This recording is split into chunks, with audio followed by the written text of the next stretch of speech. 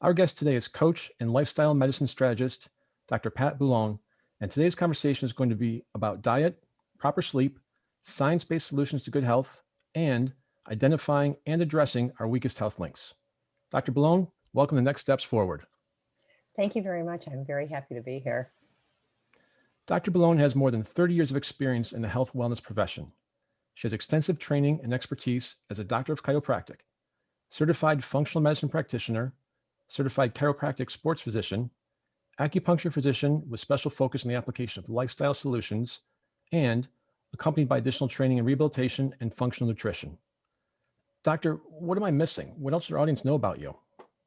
Well, one thing I like to do is when I wake up in the morning, I'm always looking for ways to solve problems, make sense of confusing and challenging situations for people, and find a better way that's simpler, which that doesn't necessarily always mean that it's easy, but faster, so that gets people unstuck and with measurable results. If you got a problem, I have a solution. As we talk about health, it probably makes sense to talk about the big picture and the problem first, and then narrow down to specific topics and solutions.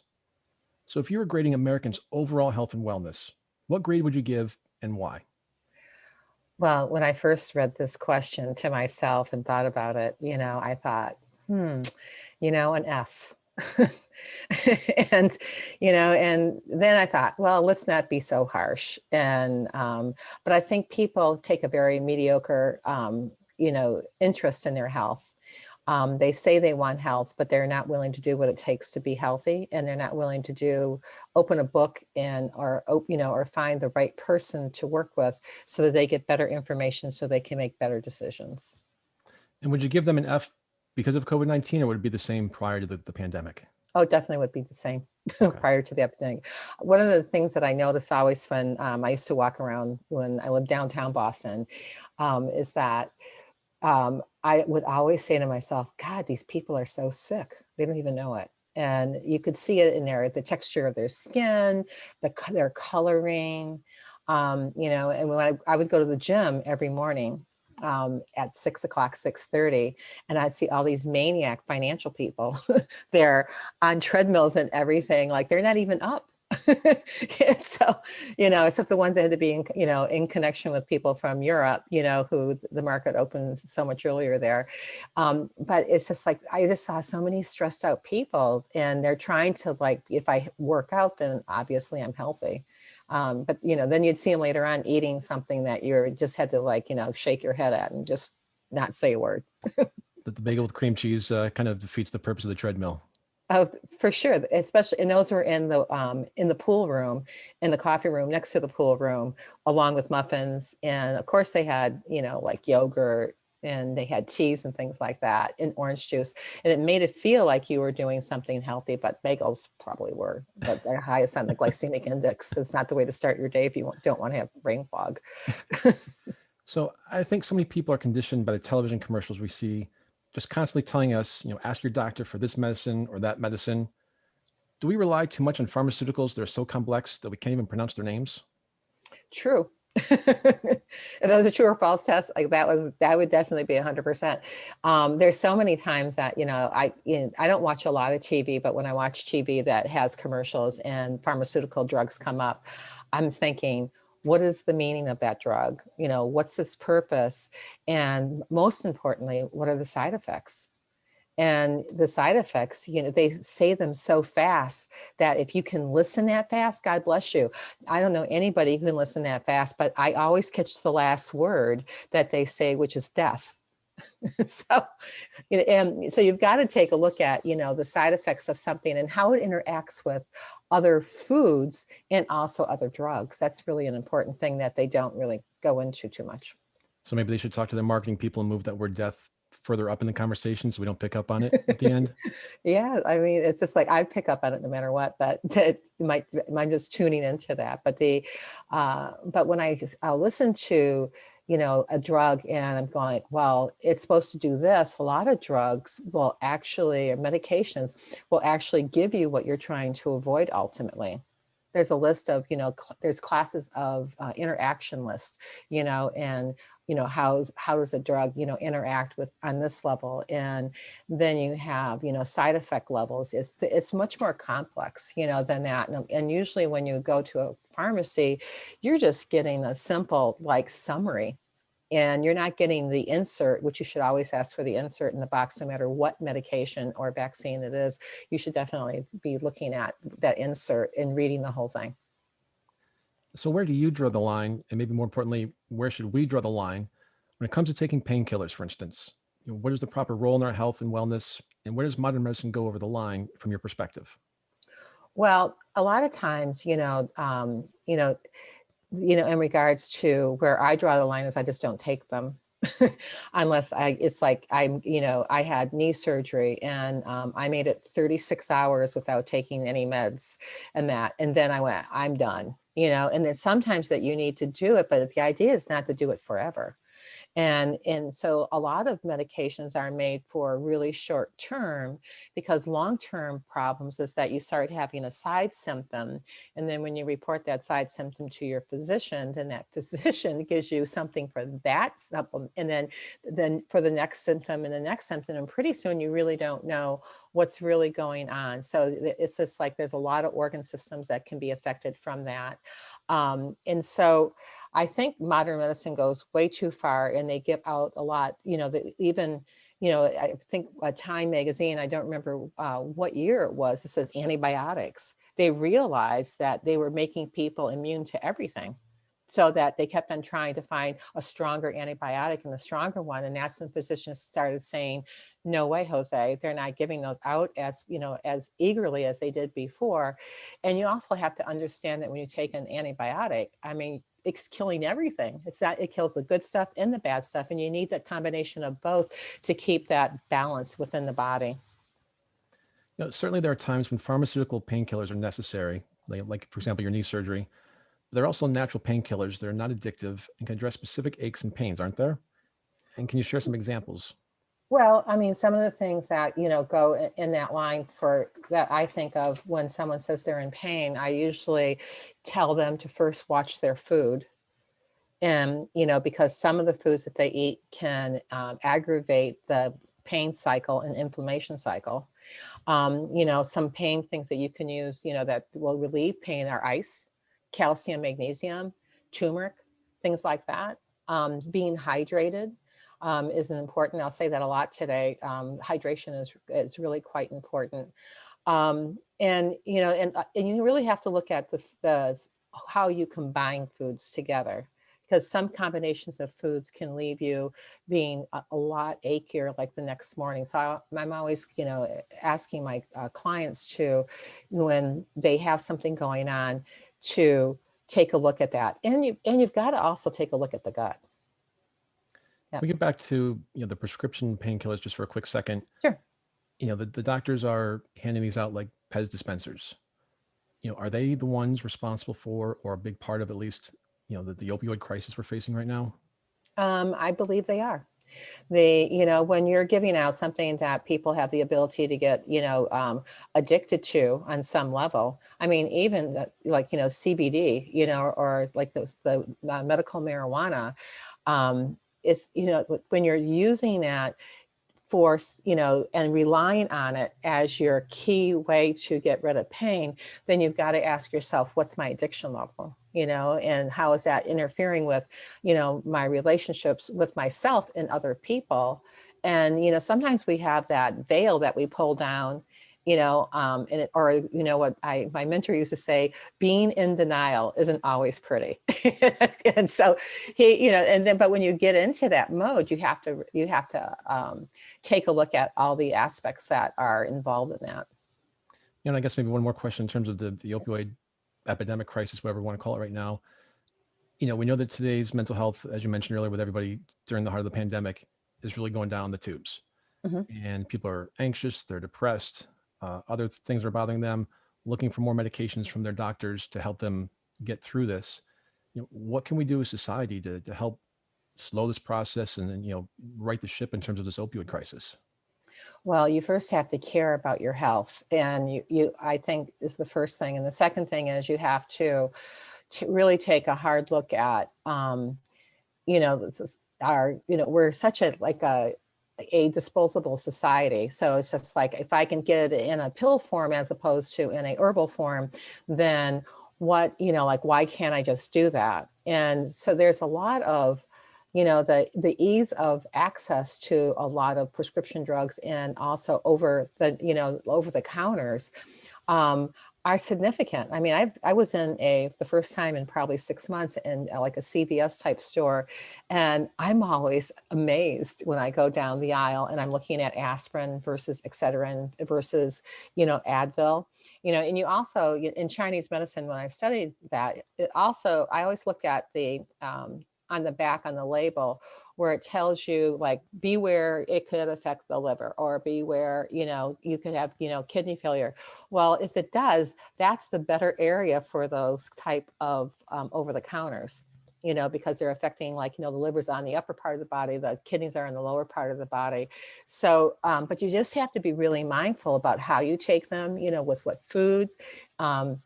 And because there's interactions with just normal everyday food. I mean, some restaurants, when they cook and they use herbs for cooking, they think they're doing something great, but the next day you wake up with a food hangover. It's like, you're thinking, wow, that wasn't good. So it seems like everyone wants to avoid growing old. Someone who turned 50 a few months ago, I'm certainly in that camp. I think I'm 25 still. What's your perspective on the aging process? Well, people, I look at people, and I always am looking at their face, and if you eat well, you will not age as fast as other people. They have, when you take in nutrients and those nutrients are utilized in the body correctly, and your body's functioning the way it should function, then those nutrients nourish every cell, organ, and tissue in the body at some point in time. In some way, it's how it's assimilated. So before we discuss the positive things that we can address to be our healthiest selves, let's talk about the things that negatively affect our health. You say that our environment plays a big role in how healthy or sick we may be. COVID-19 aside, can you take a bit of time to go into that subject of environment and health? Sure. There's three reasons basically why people get sick. The first is trauma. And that usually starts at birth. 9 out of 10 children who are born has some type of cervical injury in their neck, which creates inflammation. And the common denominator in many chronic illnesses and diseases, as even well pointed out on Time magazine and by the medical establishment, is the surprising link between inflammation and chronic illness and disease. And so the environmental aspects of that come into play with toxins that are in our air that we breathe, the water we drink. You have the cleaning things that you use in your house, gardening, like fertilizers and things like that. And you have perpetual exposure to that. And if you don't have a green environment within your house, or minimizing that as much as possible, then you have that toxic exposure, and those toxins accumulate over time. Everybody in the United States has lead, or heavy metal exposure. If you test anybody's blood in the United States, it is said that everybody will have some level, it will show up. So where did that come from? You have to, and like, why is it being used so easily in, around the United States? I had property in Oklahoma at one point in time that there was smelt mines for zinc. I'm thinking, and I didn't know that when I bought it. That was never disclosed. It was a big issue, but it's just like how it got resolved because they had to do remediation. But it's costly, but it's everywhere. I mean, you see chemtrails in the sky, or you're sitting in a heavy traffic with exhaust fumes right in your face. You can't walk around with an oxygen mask on, but it's prevalent, the toxic part of it. And then the third T in that, the three T's that make you sick are your thoughts. And when your thoughts, if people don't have a handle on their thoughts, they will ruminate, and that will affect you physically in your body and how your body functions. Just think about when you're upset, and you try to eat, you just like the food just kind of just sits there, until something changes and until you move. So, what should our listeners be thinking about in their own lives when they work to determine how their own environment may be influencing their own health and wellness? I think they need to take a look at, at what environmental things are around, because a lot of people are not, they're not aware of that. They don't take the time to pick up a container and look at what chemicals or, what's in a bottle of, Windex, let's say, for instance. And then looking up at like, well, what is that? I can't even pronounce it. So what is it? So like, Google search it, and then, but don't just Google search the item. Google search it in relationship to what are the side effects of that. There's an app that I use called Think Dirty. And Think Dirty doesn't have an extensive list, but it has a list of things that I can take and barcode things that populate. And people who have submitted items to them, you can see exactly how carcinogenic or non-carcinogenic, and how, what a plus they are or not in your environment. You note in one of your books that there are 5 pillars of health: Yes. diet, and nutrition, exercise, rest and sleep, mindset, and structure and function. Most people would name the first three, but likely not the last two when thinking of good health. Well, the last two in that scenario, people, think that if they have nutrition, if they have, if they, when you ask people what's health, they usually say nutrition, exercise, and sleep. So, which it's a fallacy, because if that was the case, it's much deeper than that. If that was the case, then if I cut my finger, all I'd have to do is eat a sandwich, a nutritious sandwich. I could go take a nap, and I could go take a walk, and my finger should be healed. But that's not the case. When I'm looking at the 5 pillars of health, I'm looking at diet and nutrition, and they're two separate things under the same umbrella. Because you can have a diet, doesn't mean it's nutritious, but the nutrition component of that's really important. And exercise, you got to move or you're going to die. My second patient ever always said, like, I said, what do you do for exercise? She goes, I water my garden. How many plants do you have? She said 150. I went, so you go in and out of your house 150 times in a day? She goes, I do. I said, what do you use to water them? She goes, my Dixie cup. That was in Atlanta, Georgia, when I was in chiropractic school there. But I just thought it was really, funny. I'm thinking like, oh, here's a woman who's 92 years old coming to chiropractic care. And I'm thinking she must have done something right for 92 years, but her neck was bothering her. And she just wanted to wanted to make an Afghan, and wanted to get past the second row when she was doing her knitting, to be able, or crocheting, whatever she was doing to make the Afghan. So it's, that exercise part of it is an integral part of being able to move. It helps things function. It helps circulation. It does a lot of great things. And sleep is a huge component of health. If you don't have sleep, then you're not going to digest your food. You're not going to be able to exercise without getting the accident. But the last two things are the positive mental attitude, which is the mindset. And because you've got to think positive, you've got to think as the glass full, not half full, but somewhere between full and a half full and full. And you also, the structure function is the biomechanics of the body. You have to have good posture. If you don't have good posture, you're going to have faulty, mechanics. And so when you have faulty mechanics, it's like a car that has a slow leak on one side and it keeps on wearing that one side down. Your body does the same thing.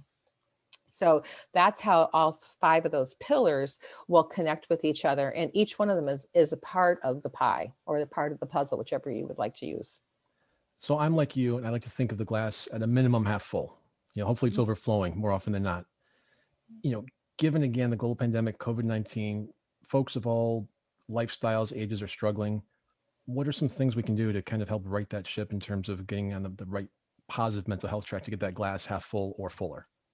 Well, you first have to know where what your health is doing at a given time, that health snapshot. So in my book, Why Are You Sick, Fat, and Tired? It's a questionnaire that is a survey of each organ system. And the organ systems work together like a Swiss watch. And so when you have that Swiss watch working correctly, everything's functioning the way that it's supposed to. But if there's a portion or one organ system that's off, it will affect another organ system and how well it's functioning. And so it's important to have those components pieced together in a puzzle and all working. I've heard that people who are recovering from COVID or have recovered from COVID have sleep issues, such as insomnia. Mm-hmm. What do you make of that? And is that unusual after experiencing a significant illness or virus? Well, something when in thinking about that is in Chinese medicine, they always say that the kidneys grasp the energy of the lungs. They call it qi is the energy, and it pulls it down. So when it can't pull it down, then you have pooling or like stagnation of the function of that organ. So if the lungs are not functioning at the way they're supposed to, then you're going to have more fluid, you're going to have more phlegm, you're going to have more coughing. So if you can get the kidneys to do their job, then the kidneys and the lung have a very specific, connection. I mean, and any time that you get a cold, and that type of thing, you'll go to you'll be peeing quite frequently, you'll be urinating quite frequently. And it's because that's what the kidneys do. It's like pulling down that extra fluid so it can get it out of your system through your bladder. And so that interferes with sleep. So what can we do to get better sleep? Are there different rituals we can have, a more constant calendar? I have been talking about sleep for the last 2 weeks. So this is, I'm really excited to talk about this.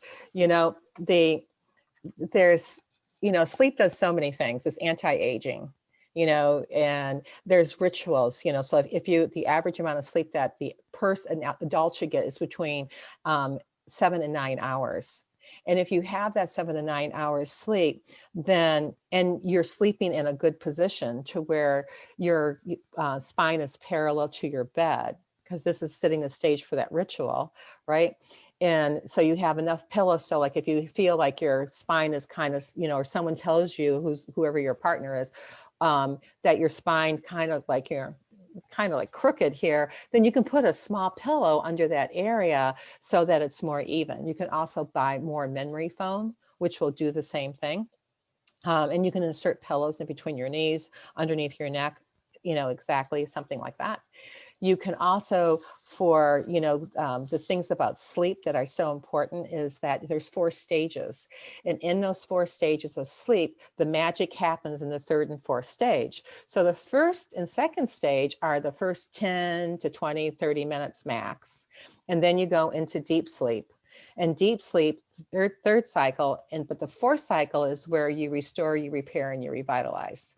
So if you can get enough of that deep sleep, then that has a huge amount of benefit. So getting in that comfortable position, being able to fall asleep easier by doing things like using white noise or binaural beats. You can do a breathing technique that you breathe in for 4 seconds, you hold it for 7 seconds, and you exhale for 8 seconds.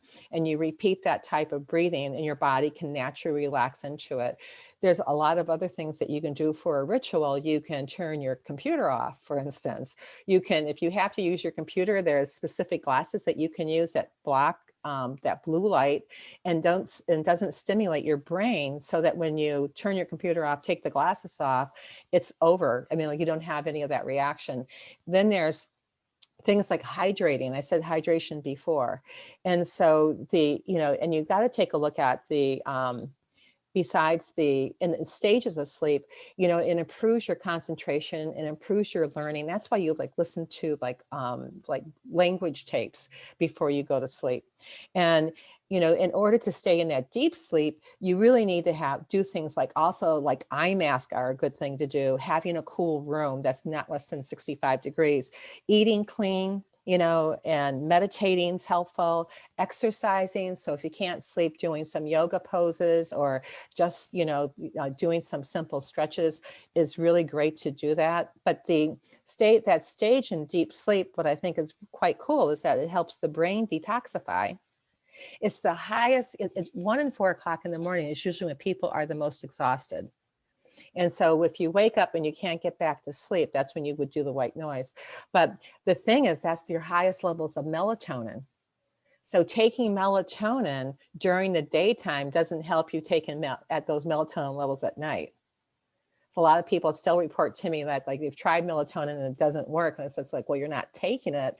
I mean, and plus when you take it, it offsets another chemical. So it's this happens, the next thing happens, and so you've got to tie in those pieces of the puzzle for that. And the other thing is that it helps blood sugar levels balance out. So people who have been like type 2 diabetes, they always tell me that they get up in the middle of the night and they have really hard time falling back to sleep. So to get into that deeper sleep, you've got to you've got to get rid of the stress. You've got to establish that sleep ritual of going to sleep at the same time, getting up at the same time, being in comfortable clothing, or whatever you wear, to go to sleep, is a really good thing. Also, have water next to your bed. And if you can't sleep, what I talk to people about is, hey, this is what you can do. Ask yourself this question. Is there anything I can do about the reason why I can't go to sleep? If you're ruminating about stuff and the mind can't shut off. And if there is, then get up and do it. And if there isn't, then just get up and write down a bunch of notes or dictate, into your voice on your telephone, and then shut your phone off and put it across the room and give yourself the permission to go to sleep. A lot of times people don't realize that they, when they give their body permission, it actually listens to them. And also when, there's 3 brains. And one of the brains is the lizard brain, or the very, primitive brain. And then there's the mammalian brain. And then there's the third brain is also like they're reactionary and they're also rational. So when the lizard brain wins is when you get up and can't go back to sleep. When you're using the reason with the reactionary brain, like, okay, so I'm up, so what can I do? That's how you piece that together. So those two work together, and it quells the lizard brain from controlling your life. And then that's why you do affirmations also when you first get up in the morning, because the lizard brain's tired, and and you're more open, and also when you go to sleep at night. So those, and they work together in harmony, and sometimes, but you have to really be on top of the lizard brain for sure. So you learn something new every day. I've now learned about the lizard brain. First time I've heard of that. Really? Yes. I can't remember the author who coined that brain, the lizard brain, but when I hear people telling me they're struggling with certain things, I go, they in Boston, they say this a lot, like the guy on the left shoulder and the guy on the right shoulder. Who are you listening to? I always say the guy on the left shoulder is the lizard brain. And the guy on the right shoulder is the guy who's telling you the right thing to do. And then you just have to tie that in with the good emotion. And I use tapping sometimes with people who they struggle with that. I said, as soon as you have something great happen to you, just tap yourself on the shoulder and knock them off. Doctor, we're discussing COVID's impact earlier. You said the COVID-19 virus is just that, just simply a virus. And what really matters is how our body is equipped to react. Clearly, we've seen that demonstrated with the way that it has especially hit people with underlying conditions such as diabetes, high blood pressure, or a heart condition. But COVID has also claimed many people without those conditions. How does an otherwise healthy person's immune system become overwhelmed by a virus? And what are some extra steps we can take to help boost our immunity? Well, one of my mentors in functional medicine is Jeff Bland. He has a PhD, and you could ask him a question and he'll start talking, and the next thing you know, he'll be on a tangent. And he's wonderful at that. And you learn so much, but you're thinking, wait a minute, what happened to the original question?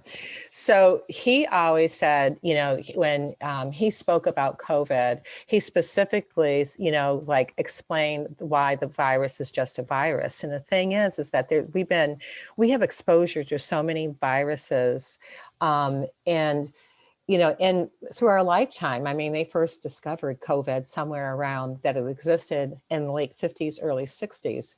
And viruses by nature mutate, and they mutate all the time. So that's why you have a flu virus for, 2010, 11, 12, all the way up into 2020, and you'll always have them because they keep on morphing out.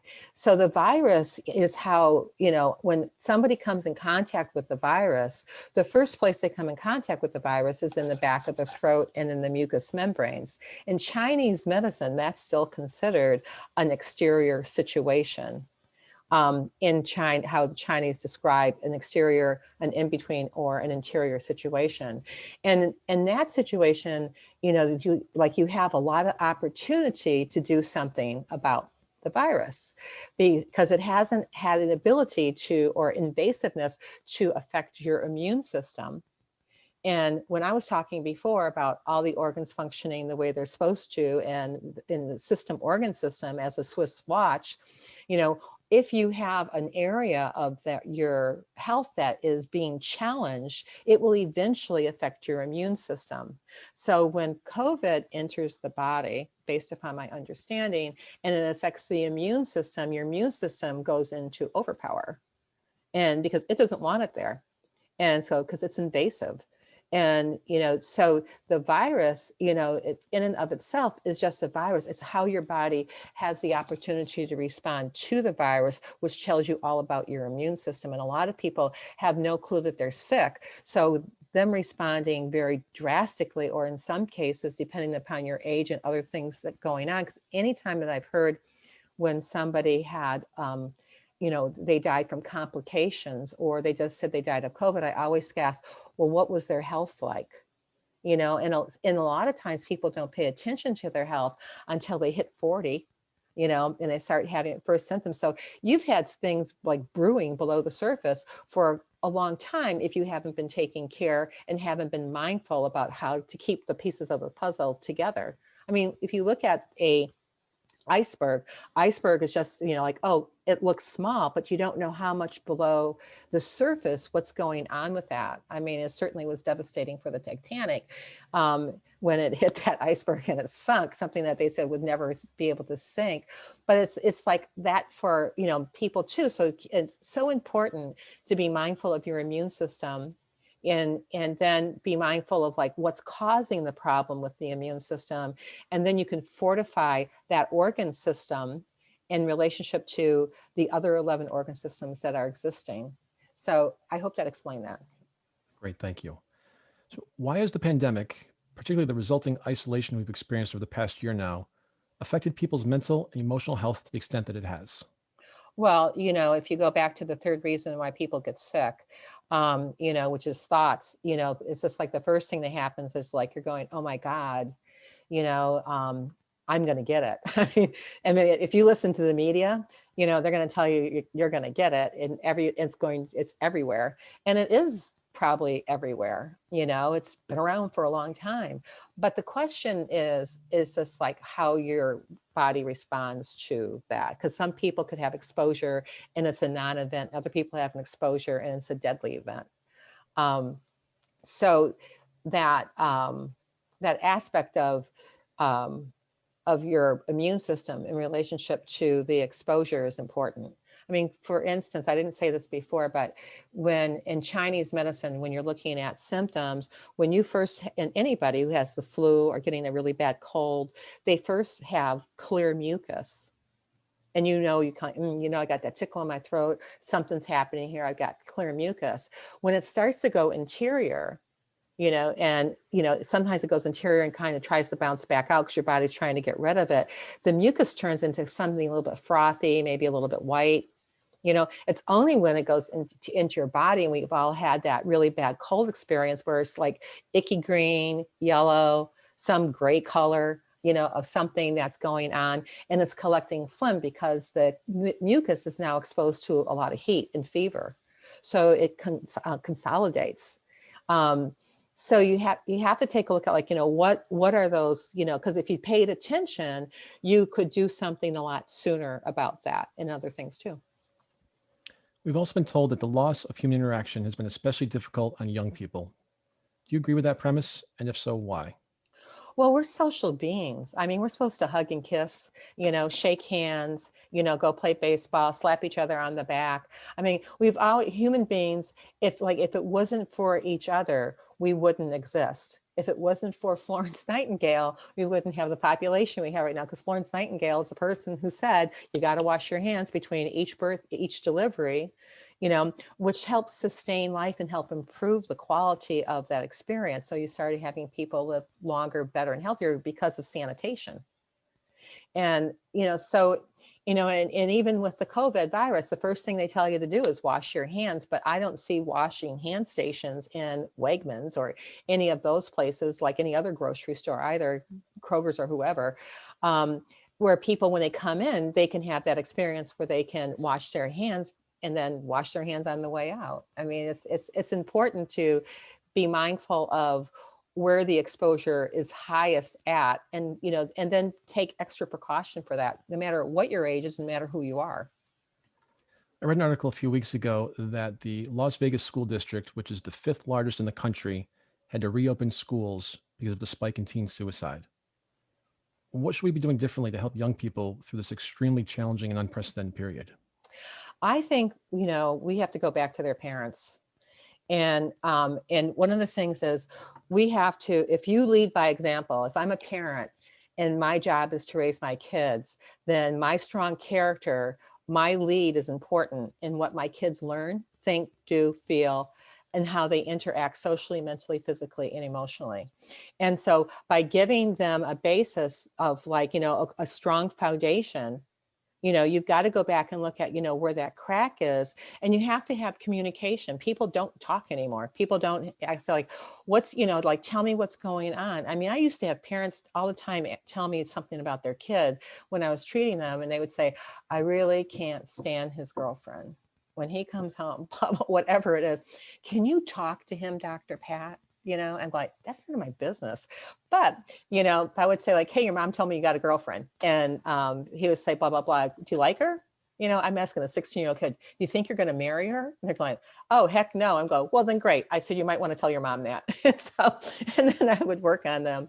But I think that's, there's that component of, being leaders, in your own home and, and being with your children, and not just like, like playing games with them on separate tablets, but doing things interactively, and making them, because when people feel special and people feel heard, I don't care what age you are, their likelihood of survival is a lot higher than somebody who's isolated. And look at the situation with the numbers in the nursing homes with people who are sick or ill and even have COVID. They're like their survivor, like that being isolated is not good for anybody.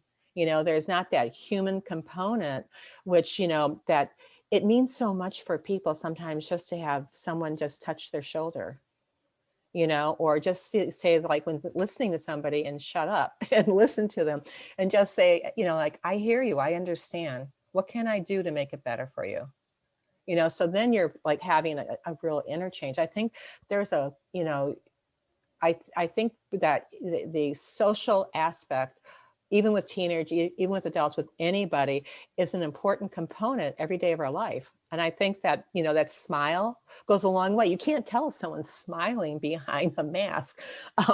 But, it's, you have to, I'm smiling, and have, your eyes light up or something. But I think that component's really missing. And I think that straight across the board, and no matter where you're at, that isolation, makes you feel more isolated. And for some people, isolation is a good thing. For other people, they can't survive with that. They need the interaction. They need to have the TV on, and hopefully they don't have all the media on.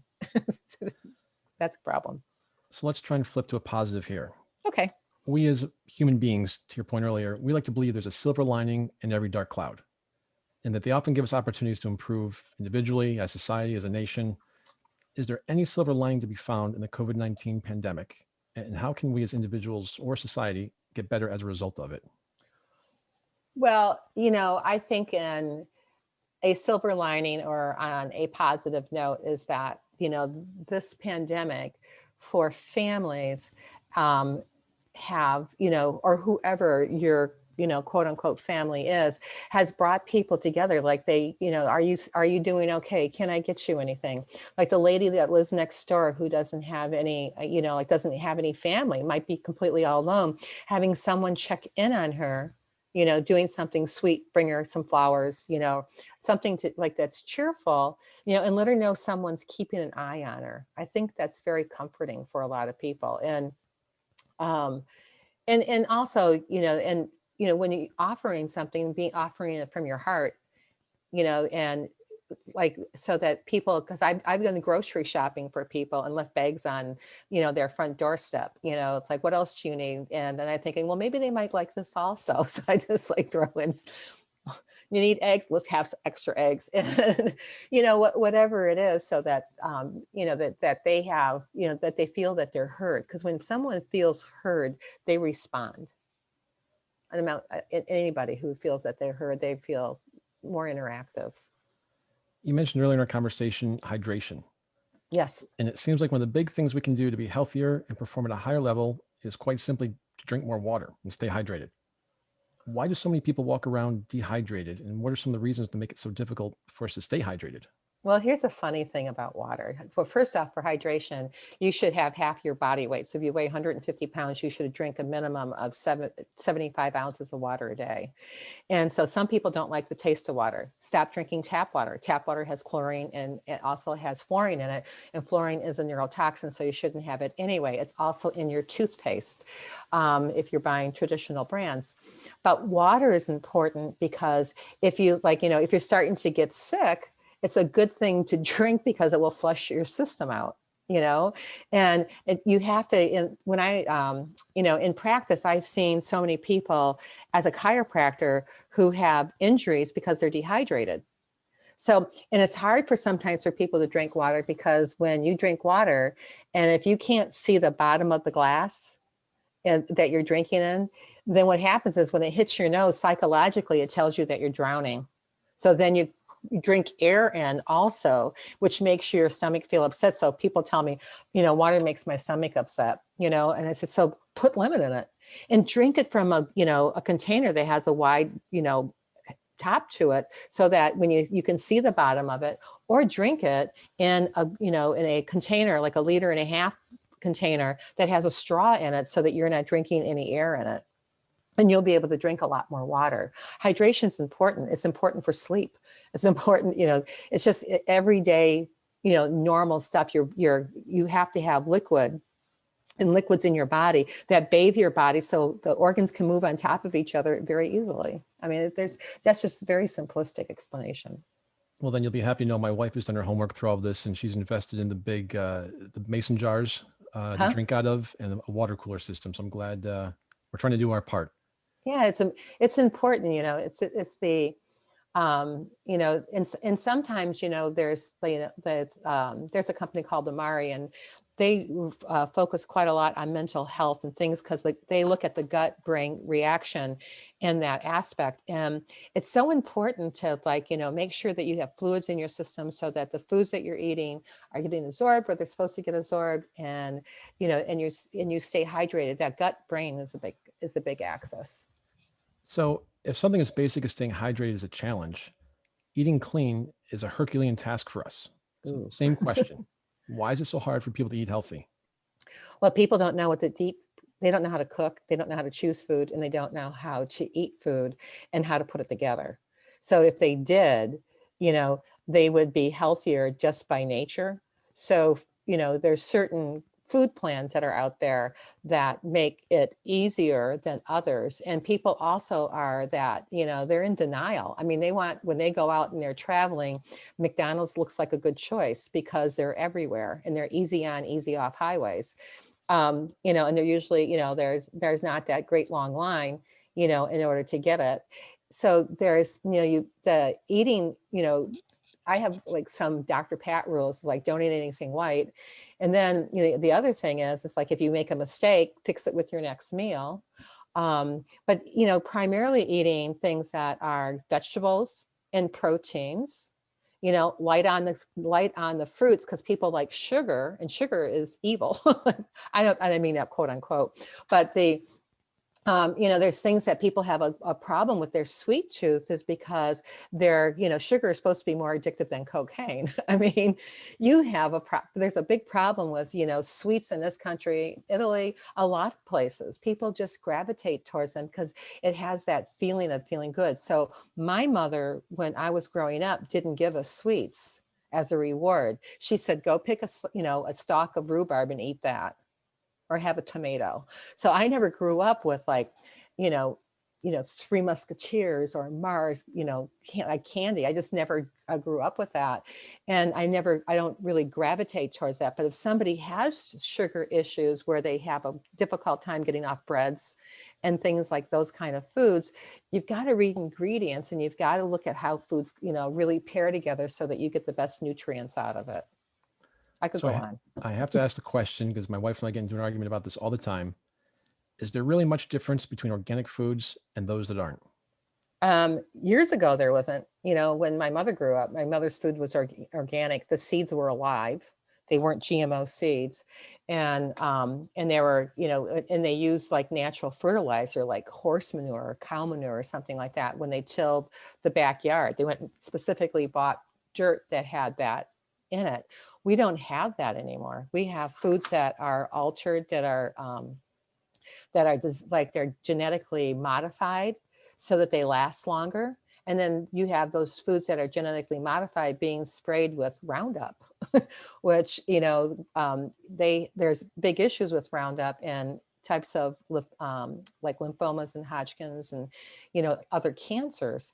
So, is there a difference? There's a huge difference. And I think that if you have the ability to, anytime that you have the ability to buy organic over, and especially if you want to change your constitution and have better health, then buying organic over non-organic foods is essential.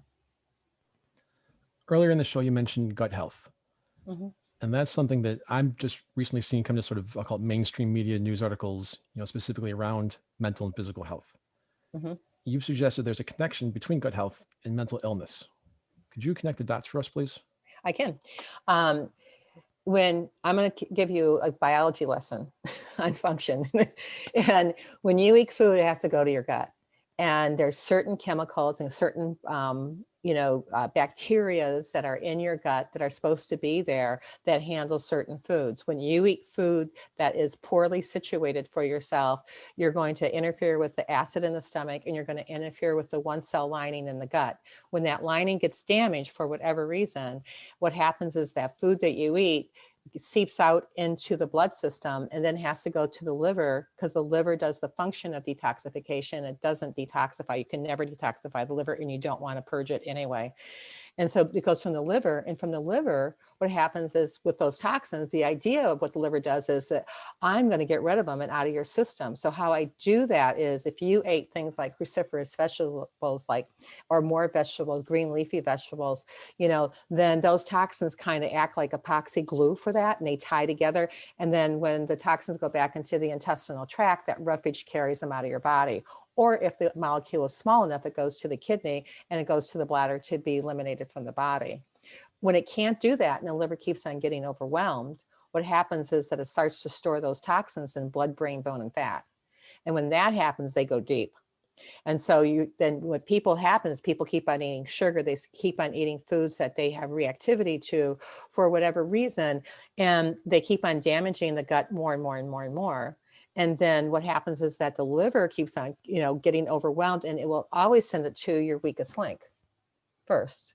And then it will, and then when the weakest link, by that time, you probably have some level of a diagnosis, then it goes on to another one. That's how things metastasize and move throughout the body. Was that helpful? Very. So Dr. Pat, I saw a list of things on your website we can do for self-care, including getting plenty of sleep, reading, tidying up our house or office, walking, biking, and so on. How can people find your website, and what should they expect to find there? They can find my website. It's called healthteamnetwork.com. And on the front page, if you have a question from today, feel free to leave me a message on my mic. If you scroll down, you will see my book, Why Are You Sick, Fat, and Tired? You'll also see a mic, which you can click on, and you can verbally ask me a question, and it will come to my email, and I will be able to get back to you and answer those questions. And there's blogs, there's other things that are on my, typical things that are on a web page, but my goal is to be able to share a couple videos and tell you about myself, so that, that I'm legitimate, and I can help you live longer, better, healthier, and we could work together perhaps. Fantastic. Dr. Pat Boulogne, thanks so much for being with us today. You're welcome. I love being here. Appreciate your time. No, thank you. And thanks to our audience for tuning in to Next Steps Forward. I'm Chris Meek. For more details about upcoming shows and guests, please follow me on Facebook at facebook.com/Chris Meek Public Figure. We'll be back next Tuesday, same time, same place, with another leader from the world of business, politics, sports, or entertainment. Until then, stay safe and keep taking your next steps forward.